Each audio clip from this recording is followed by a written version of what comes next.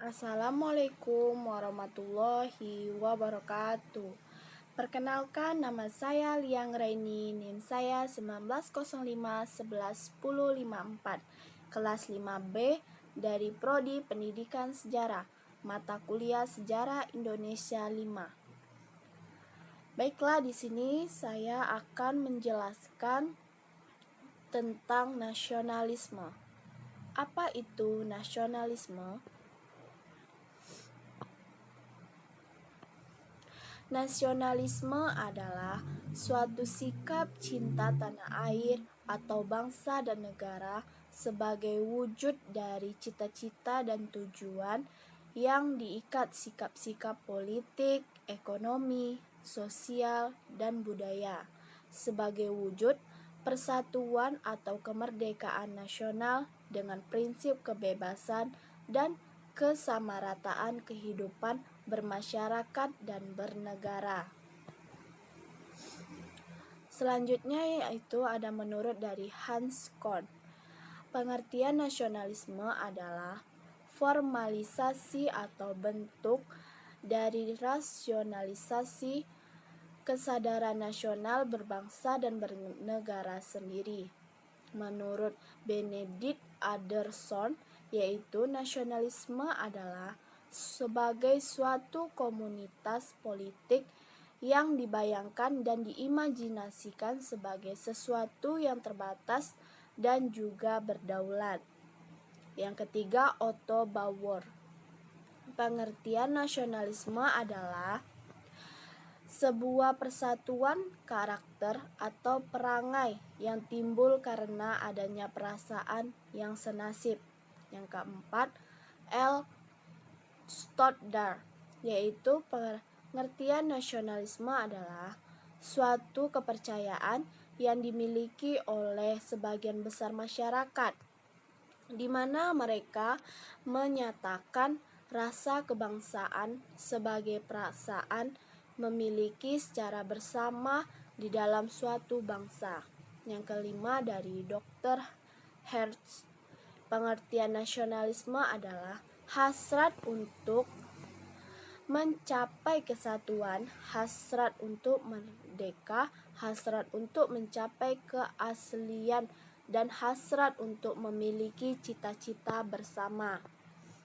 Yang keenam, menurut Smith, pengertian nasionalisme adalah suatu gerakan ideologis yang digunakan untuk meraih dan memelihara otonomi, kohesi, dan individualitas. Yang ketujuh, menurut A.B. Baurel, memiliki kebenaran politik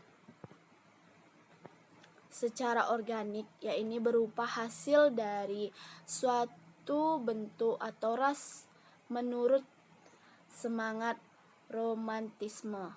Yang keempat yaitu nasionalisme budaya.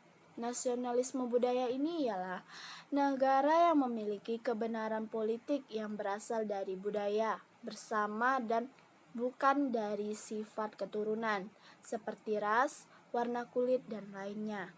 Yang kelima, nasionalisme kenegaraan.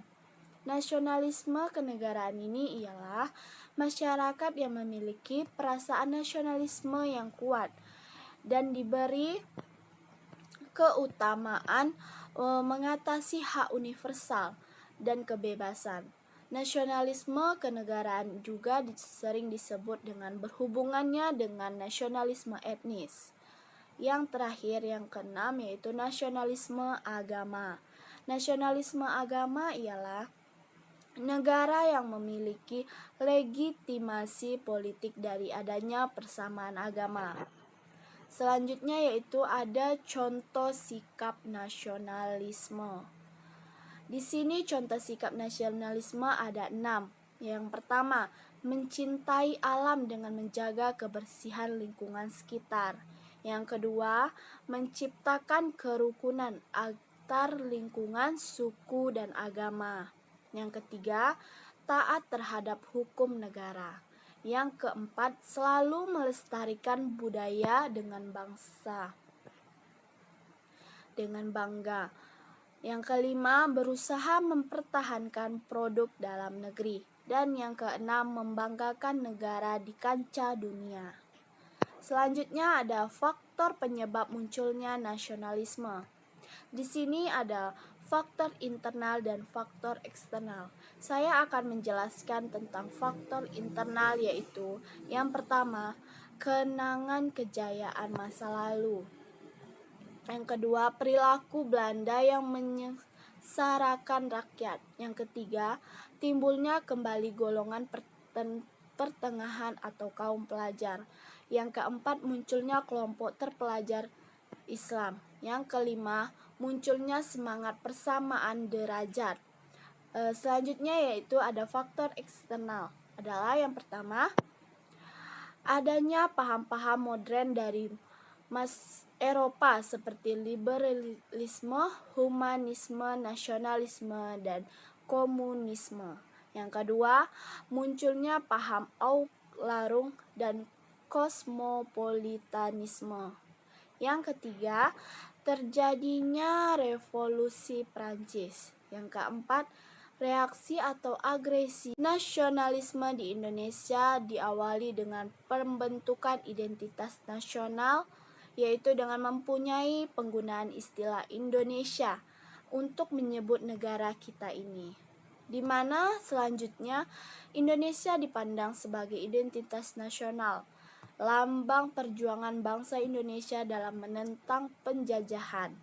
Kata yang mampu mempersatukan bangsa dan memainkan perjuangan dan pergerakan melawan penjajah, sehingga segala bangunan perjuangan dimainkan dan keperluan Indonesia bukan atas nama daerah lagi. Istilah Indonesia ini mulai dipakai sejak J.R. Logan memakai istilah Indonesia sebagai menyebut masyarakat dan kepulauan Nusantara dalam tulisannya pada tahun 1850. Yang kedua, Erland G. Wilders. Dalam tulisannya di media milik J.R. Logan tahun 1850 menyebut masyarakat Nusantara dengan Indonesia. Yang ketiga, serta tokoh-tokoh yang mempopulerkan istilah Indonesia di dunia internasional. Yang keempat, istilah Indonesia menjadi pula nama organisasi mahasiswa di negara Belanda yang awalnya bernama Indische Vereniging menjadi Perhimpunan Indonesia. Yang kelima yaitu nama majalah Hindia Putra menjadi Indonesia Merdeka. Yang keenam, istilah Indonesia menjadi populer sejak Sumpah Pemuda 28 Oktober 1928. Menempuh Sumpah Pemuda, kata Indonesia menjadi identitas kebangsaan yang diakui oleh setiap suku bangsa, organisasi-organisasi pergerakan yang mempunyai di Indonesia maupun di luar daerah Indonesia. Yang terakhir yaitu kata Indonesia dikukuhkan kembali dalam Proklamasi Kemerdekaan Indonesia 17 Agustus 1945. Selanjutnya adalah peranan nasionalisme di Indonesia. Perkembangan nasionalisme yang mengarah pada upaya untuk memainkan pergerakan nasional guna seakan melawan penjajah, tidak bisa bebas dari peran sebagai kelompok yang mempunyai warga negara, serta kelompok terpelajar atau kaum cendekiawan, kelompok profesional, dan kelompok pers. Selanjutnya yaitu ada tahapan perkembangan nasionalisme Indonesia, yaitu ada tahapan periode awal perkembangan yang diwarnai dengan perjuangan untuk memperbaiki situasi sosial dan hukum budaya istiadat. Ada periode mengarah pada upaya untuk memainkan pergerakan nasional guna seakan melawan penjajah, tidak bisa bebas dari peran sebagai kelompok yang mempunyai warga negara, serta kelompok terpelajar atau kaum cendekiawan, kelompok profesional, dan kelompok pers. Selanjutnya yaitu ada tahapan perkembangan nasionalisme Indonesia, yaitu ada tahapan periode awal perkembangan yang diwarnai dengan perjuangan untuk memperbaiki situasi sosial dan hukum budaya istiadat. Ada periode nasionalisme politik, yaitu Indonesia mulai bangkit dalam anggota politik untuk mencapai kemerdekaan Indonesia. Selanjutnya ada periode radikal. Periode radikal ini di Indonesia ditujukan untuk mencapai kemerdekaan yang baik, itu secara kooperatif maupun non-kooperatif. Organisasi yang bangkit secara non-kooperatif seperti Perhimpunan Indonesia PKI dan PNI. Selanjutnya yang terakhir yaitu periode bertahan. Periode bertahan, gerakan nasionalisme di Indonesia bertambah bersikap modern dan penuh pertimbangan. Diawali dengan sikap pemerintah Belanda yang sangat reaktif sehingga organisasi-organisasi pergerakan bertambah berorientasi bertahan supaya tidak dihentikan pemerintah Belanda. Baiklah, sekian penjelasan saya. Apabila ada kata-kata yang kurang dan salah, saya mohon maaf. Wassalamualaikum warahmatullahi wabarakatuh.